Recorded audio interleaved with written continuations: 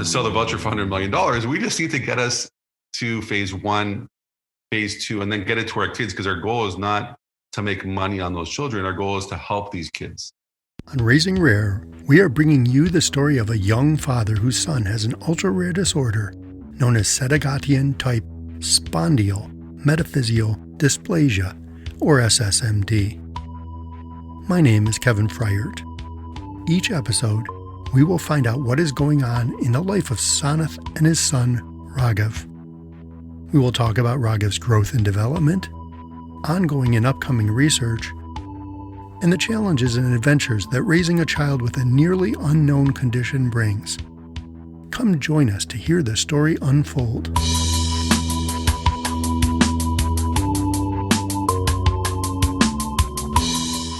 Let's talk about fundraising, and that's a very important aspect of all of our journeys. And I've been very shy at fundraising, although I did raise some money. I've been very conservative in sort of taking. I don't have the sort of all guns blazing approach that you've had, and I think this is it's a daunting problem. It's more daunting than moving research forward, because there's at least someone that can move the research forward. And when I initially thought about fundraising, I said, okay, let's say 3 million. So it's 1,000 people giving $3,000, or it's 10,000 people giving $300. And where can I find the 1,000 or the 10,000 people that have that money, right? And so that's just how I started thinking about fundraising and sort of hoping to divide and conquer. But as I started raising my first 100,000, my 200,000, it became obvious that the next set of money is not going to come in easy, and it's probably going to be incremental or exponentially harder, right? So how did you approach fundraising from sort of the beginning? Just rewind back after your diagnosis, your first fundraisers. How did that go? So, when we started this journey, we knew that we had to raise, at the time was 3 million US. And I was thinking to myself, how are we ever going to raise this money? Well, first I thought, I'm in IT, there's all these big companies and everybody's going to donate, and we're going to get this money in like a couple of weeks and we're going to be all good. That wasn't the case. So I reached out to a bunch of companies, even my own, and they just couldn't do it because of, various reasons. So we had a friend that was a videographer, and we had him come over, and we started doing a film that we did. We put it on GoFundMe and launched, and nothing happened. No one was there. We went on Facebook and very few people donated. And then I was walking down the street, and this amazing neighbor of ours, 2 neighbors actually, came up and said, I want to do a fundraiser event for you. And the other neighbor, who goes around and collects pop cans, the aluminum, and he's like 70 or 80 years old. He does this. He doesn't do it for himself. He collects the cans to give it to youth, hockey teams, baseball teams, And 5 minutes after hearing the story, maybe like say half an hour actually, he comes knocking on the door and he's like, here's an envelope. And we're like, Bob, what's going on here? He's like, I want to help your cause. He's like, I'm so sorry about your child. There's more of these coming. And ever since then, every couple of weeks, he comes with an envelope of money and supports us. And 2 weeks after that conversation, at a local beer works, they did a giant event. It was like 5,000 people came out, donated a bunch of stuff. And we didn't even organize anything. We just showed up. And we raised $25,000 that day. And that day became a news press, and we got all this press. We were doing interviews like crazy, and I'm an introvert person, so it's kind of hard. And I know it's hard to believe now, but that's what happens when you do all these things. And we started raising money, and we'd have one press release that would raise $100,000, and we'd be in People magazine, it raised $75,000. And slowly this impossible number seemed possible. 6 months later, we're at $500,000. A year later, we're at $1 million plus. And that's what was like. So, to put it in perspective, someone would come up to me and say, hey, let's make a sign for the community. That sounds good. Let's do that. Another person would say, let's do a 1,500 person gala. That sounds good. Let's do that one as well. Barbecues, lemonade stands. I think what it is if you have an amazing community that we had around us, then you can achieve anything, right? And without these amazing people that started in saying, we will help you, we wouldn't be here. So when we say, how do we raise funds? Unfortunately, it's having a good video, it's being on GoFundMe, it's having an amazing community that's going to support you. And then it's a little bit of luck that, your story will touch people's hearts and then move on. And then because of COVID, we had to cancel our golf tournament. We had to cancel our galas. We had to cancel our barbecues. We had printed signs that were going to Everest. So we had sent the company in the US these signs that were custom made that said QRSPG 50. A week before they closed Nepal because of COVID. So all these things, because of COVID, we would have raised $2 million this year. Because of COVID, we're not raising anything. So we felt inappropriate this year, specifically around COVID, to ask for fundraising dollars. And I felt, how can I do something that was socially distanced to help raise awareness? And our most recent endeavor was to ride from Toronto to Ottawa. Ride a bike. On the bike. Yeah. Wow, this is fascinating. I'm so out of words just thinking about this community that came in together to help you, from your neighbor of yours that would hand over an envelope of money to people that organize 5,000 person events in around the community. It's just fascinating, right? It again puts back my faith in humans, in sort of the human community, that we will not sort of go to ashes, or one day even if the world sort of drowns in water, we'll find a way to either keep the community going, and this is sort of what gives me the confidence that hopefully one day we'll have treatments for all of our diseases, not just one or two, but all of our diseases. So I think that what Terry's done is actually very local. Somebody who walks through the neighborhood came to him, and we often look, we need to get out to the world. We need to go viral. It's like, actually, you need to go locally viral first, and get your people around you, your town, your city, whatever municipality you live in, those people on your side. And suddenly you've got skill sets and help and connections that you never imagined. Yeah, if you come to our area in East York and Toronto, you're going to see several thousand of these East York signs. And the local politician that arranged for us to meet Trudeau was like, when he goes and argues our case in Parliament, he's like, there's more signs and more support for this one family than there is for me, the politician in the area, right? So when you start getting these individuals in this community to help you out, it makes a big difference. And we all live part of a community. Right, we're all I'm in a big city, but I live in a small community, and that's what it is. It's getting that help. And then when we rode from Toronto to Ottawa, our message has always been, let's help Michael, let's help the children with SPG 50, and then let's help as many kids as we can. That's our message, right? So when I met with Trudeau, I said we need to do something better. I said there's millions of kids in Canada, specifically in Canada right now, that are sick, that are dying, that can lead better lives if we just had a national program like in France and Australia is doing, in the US. And I said that, how are we one of the best countries in the world that we don't have a national program? And then, and I left it at, why don't you go home tonight, tuck in your kids to bed, and then imagine while you're sitting on your couch that someone tells you that your child will die from a rare disease. And what would you do? You tear down Canada to save your child. So the goal is that, if we had $100 million, like I pitched an idea for $100 million for us to build the gene therapy program. But if we had $300 million, and we're talking about a $40 billion industry, gene therapy is a massive industry. If they took that money and they saw it as a business, but we didn't, and we took these rare diseases and we put them through pipelines, and we did it on a national level. We had, manufacturing nationally. We had, we were taking 10 that could be cured and 10 that were ultra rare that, had no hope. We could build these crazy pipelines and start treating these diseases in a more efficient manner. And listen, we're not going to, for kids that are older, we're not going to cure them. But kids that are born with these diseases, and we get them part of the early intervention program or part of the prenatal screening, we're going to be able to inject those kids at 2, 3, 4 weeks. And they're going to lead better lives than they should. And the parents may never have this pain that we have. So we've been pitching this national program. I think it's wonderful because, as you said before, you're about 5% of the way there on what gene therapy is and the progress that's been made. The issue with gene therapy isn't the genes themselves.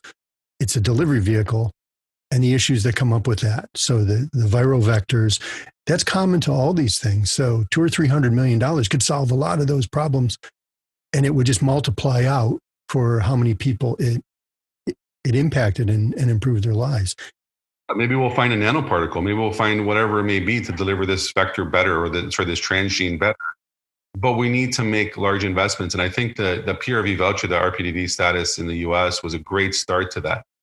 But I think what they need to do now is, because in the US specifically, because RPDD status was meant to be kicked off after you got approval, it didn't help foundations like ours, because the goal was not for us to cure this disease. It was meant for Pfizer and Novartis to cure these diseases for us. But that didn't work out. So I think that if they changed the policy that said, if a rare disease foundation raised X amount of money, right, that we will give you X money, part of phase 1, right? Let's support you in phase 1. Let's support you in phase 2, because we don't need, to sell the voucher for $100 million. We just need to get us to phase 1, phase 2, and then get it to our kids, because our goal is not to make money on those children. Our goal is to help these kids. I think that the status is great to help other disease, to get big companies to help us. But I also think that if we enacted something that said, if you're a small foundation trying to cure your kids, that the voucher will allow you to get seed funding or partially get you the way there. Because we as foundations, we probably get 50% of the way there. And then we have to give up our program to a larger corporation that's looking for the $100 million voucher. And that's fine. But at the same time, we don't want to just pass it on because we're desperate. That's the wrong way of thinking of things. We should be passing it on to someone that's going to do good. It's actually the way the investments flow through research, the early parts that you guys are in. Let's just get to proof of concept non-clinically in an animal model somewhere. Let's show that. Well, that's got a price tag. Once you get going into manufacturing and kids and stuff, okay, the price goes up for each little step. You just need help to get it to a step where it's like, great, now all I need is someone to take care of those activities. And that's when companies may get interested. I don't think for something like this, I don't know that we should rely on the corporations to come in and save it. No, and the reason why is that what we do for $5 or $7 million would cost a large corporation 50. Because the internal, I let it work for a large company, so I get the internal bureaucracy, right? And that's fine. That's what it is. But, and I think that's why, again, the RPDD status is good, because at least it gets us somewhere. But we need to modify it or create a second one for the ones that are not going through these large companies. Because you imagine, if Novartis is going to do this, they're going to want, or Pfizer, I apologize for saying Novartis and Pfizer, but they're the big elephant in the room, GSK, or whoever you want to say, right? They're not going to want to cure a rare disease for $50 million to get a voucher for $100 million. It's not enough money for them to do this massive amount of work, right? So it was a good incentive, and it gets us somewhere, but we really need something in the interim as well for when these big companies are not doing these, because they're going to pick up like Duchenne's and Tay-Sachs and those are cystic fibrosis, ones that have maybe 100,000 population that fall just below the rare disease threshold. But what about like Sanath, which is like 15 kids, 60 kids? I think so you said a national program across Canada. I could actually see that this is an international problem, because if you go international and you do say, okay, what are the number of kids in the world? Okay, now let's tap into all those national budgets, pool them somehow. I don't know what the mechanism is for doing that, but it sounds like there needs to be a different channel to get these treatments and cures to these few kids. And you can't use the big systems that we have. You've got to go kind of targeted here. And that costs a different level of money, but it costs money. And it should be supported. Yeah, like AMF Telethon, right? The one that started in France that turned into Geneton and Yopeski. That's the way to do it. And maybe they're getting a bit too big now because they've been around for 20 years and it's become a national system. But it has to be nimble. It has to be almost like a skunkwork program that's kind of not tied to bureaucracy, right? And because an example would be, you do a gene therapy and shows a marginal improvement in a mouse. Well, a lot of companies would just shut that down. But guess what? A marginal improvement on a disease that's a life sentence for a 2-year-old or 3-year-old, that's a good enough for us because that might help our child.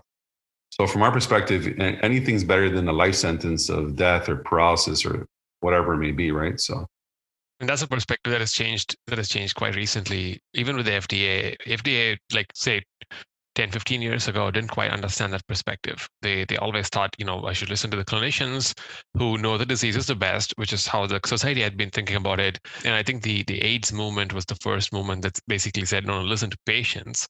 And then ever since then, for the other drugs that they've sort of gotten approvals, there's more patient engagement. And it's stark contrast. I was listening to someone talk about this patient focused drug development meetings and sort of what it does to what it helps there at the FDA, where in one of the conditions, I don't remember which one, the clinicians basically said the majority of the symptoms is slurred speech. And patients basically said, majority of the problems is my kid's not able to go to school. He or she is not able to lead a normal life, and they're not able to eat. And those are far more sophisticated and difficult problems than just saying slurred speech. And it's, in fact, it turns out the patients basically said, no, I can speak just fine. You just can't hear me.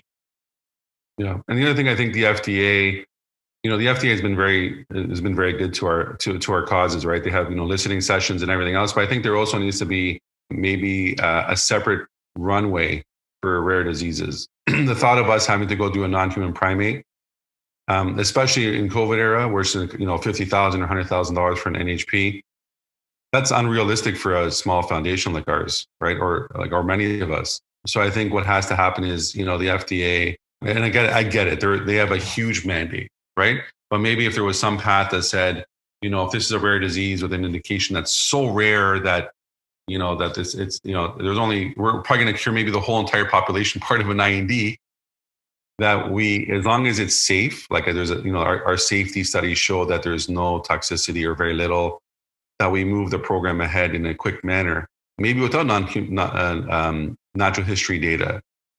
Or proper natural history data, as an example. But again, I get it. This is a huge mandate. They don't want to just give gene therapies to everybody and then all these kids dying and then sending back the program 20 years, right? So I get it. It's a very difficult thing to do. It's difficult, but it's not impossible.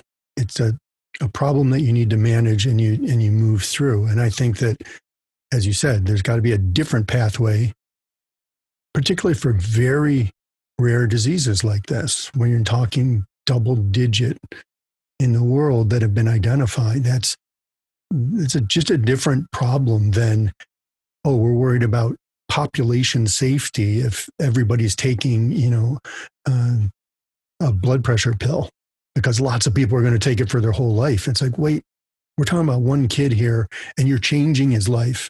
It may be. Yeah, well, if you talk at the number, like if you go to a pharmaceutical company right now, like even the small ones, and you said, will you help me? You know what they're going to tell you? They're going to tell you, are you over 500 population in the world? There's your number, 500, right? Take the ones that are under 500 and have a special program that says, we'll move things quicker for those because guess what? No one's going to touch it, right? And that's the magic number that I've been told, and it seems to hold true so far. Having been there, I'm wondering if they're lowballing that. Actually the number's a little higher than that, because once you start competing with, oh yeah, we've got 500. Well, there's one with 1,500. The businessmen come in and say, it doesn't make sense for us to go here versus here. And ethicists could even come in and say that. So you've got to have something different. And I wonder, as you were saying that, you approach a company and what companies say is, oh, you want us to start a program and do this. Maybe it's like, no, could you throw in $100,000? And maybe that's the program that somehow governments around the world could start saying, hold it, if you invest in these if you donate to these groups that are trying to do this, they'll be able to hit their numbers and move their own research. You don't have to get involved. Yeah, and our thought was if we built this national, when we were talking about doing this company, that it was really a company, nonprofit, and a charity all in one. And when we were talking about doing that, we were going to go to large corporations and say, hey, donate a room. We'll call it the Pfizer room or the Novartis room, ESK room, right? To be fair, though, these large corporations that we're talking about, have never told us, go home, don't bug us, right? Never. It's always been, hey, can we give you some resources? Because we can't give you money, but let's help you with some resources. Do you need help with your natural history study? Do you need help with your clinical trial protocol? Do you need help with some legal work? So to be fair, like, I mean, as much as we say, no one's helping us, to be fair, these large corporations have been supporting us. And at least for me, I'm assuming other people too, but for me, they've been very generous with their time and with their resources. It's just, they have profits. They have money that they need to make. I don't underestimate the motivation for the people that are actually doing work in those companies when they get to do that type of in-kind work. It's when I started working in rare diseases at the very end of my career, it lit my career back up. I was more excited. I wasn't working on something that just seemed like, oh yeah, it's going out and we'll get there someday. It's like, no, we know these people. And so I wouldn't underestimate the fact that you will find friends in those great big corporations who will help you out as they can. I'm thinking though that there should be a way they can give you money. Because there should be a mechanism for them to pool it somehow, and it becomes a fund that works across a swath of diseases. Maybe it's, neurodegenerative, or it's autoimmune, or whatever the diseases, but that are below that 500 number, the really economically challenged diseases.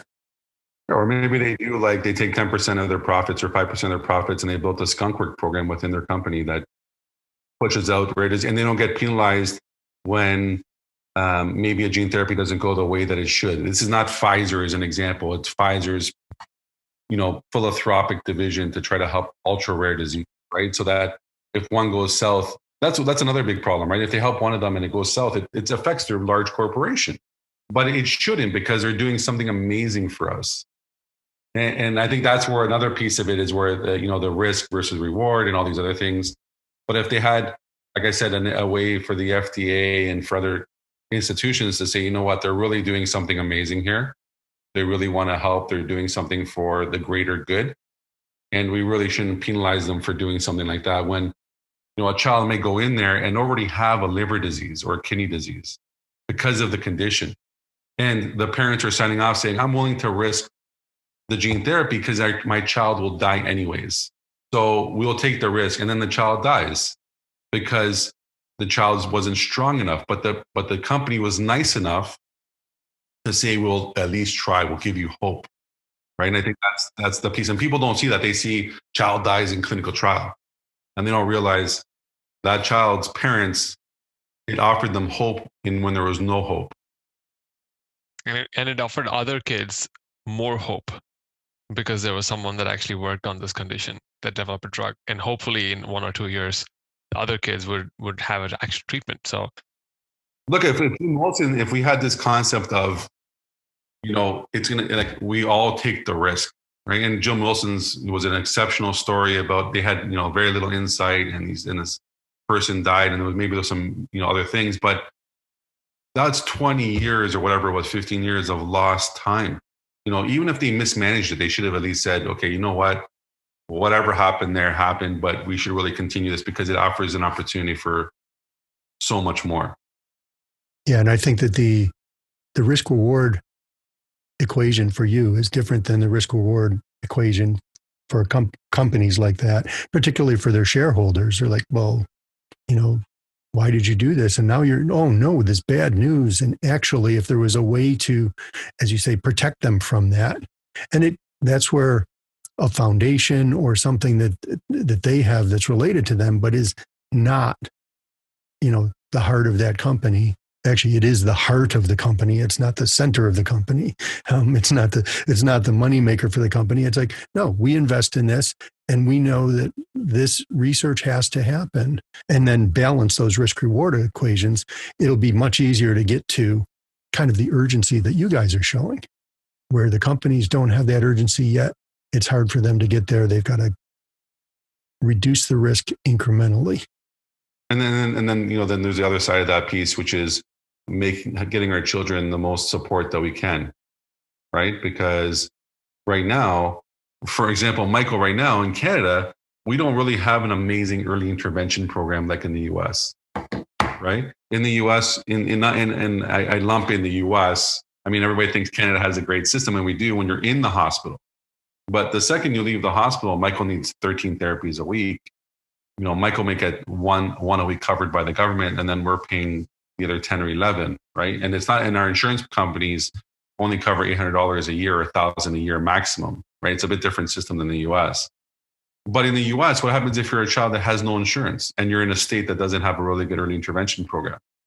We need to also get support for these children to give them the access to become better individuals, to lead better lives. Because, let's say a lot of them are not going to have drugs. But if you take an autistic kid as an example and you give him really good therapy, that child is not going to be severely autistic. He might be mildly autistic, as an example, right? So we need to also, it's not just finding a cure, it's also helping these kids when they need it most, which is getting them through these, and the families too, getting them through this hardship, right? So it's a multifaceted thing that we need to do.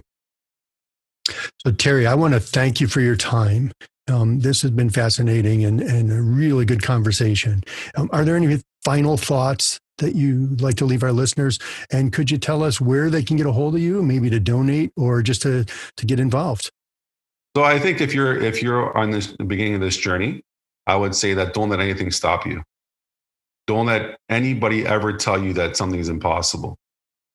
Yeah, curespg50.org, or you can go to GoFundMe and type in curespg50. And every dollar goes 100% to this treatment of our children. And with everybody's support, we can, like I said, cure SPG50, right? One day. Raising Rare is produced by Salem Oaks, empowering patients and caregivers to shape the future of medicine. CureGPX4.org is dedicated to finding a treatment and cure for SSMD. You can donate to CureGPX4 on the Raising Rare podcast page or at curegpx4.org. You can continue to follow Raghav's story next time on Raising Rare.